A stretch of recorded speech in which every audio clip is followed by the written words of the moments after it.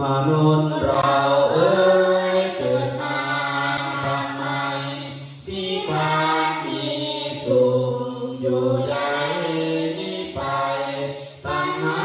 หน่วงหนักหน่วงชักหน่วงไว้ฉันไปมิได้ตัณหาผูกพันห่วงนั้นพันผูกห่วงโลกห่วงน้ำห่วงทรัพย์สินสาริทางจงสลัดเสียเถิดจะได้ไป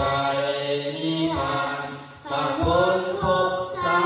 มอย่างหนุ่มสาวน้อ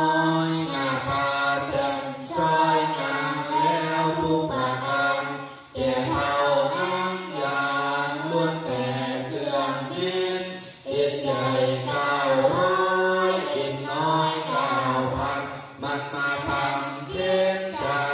ไม่ร้อนไม่เย็นเหนื่อยปลุกทั้งตัวคนคิ้วก็ขาวในตาก็มัวเส้นผมบนหัวดังแล้วดังงอหน้าตาเว้าบอกดูหน้าบัดสีจะลุกก็โอยจะนั่งก็โอยเหมือนดอกไม้โรยไม่มีเกสร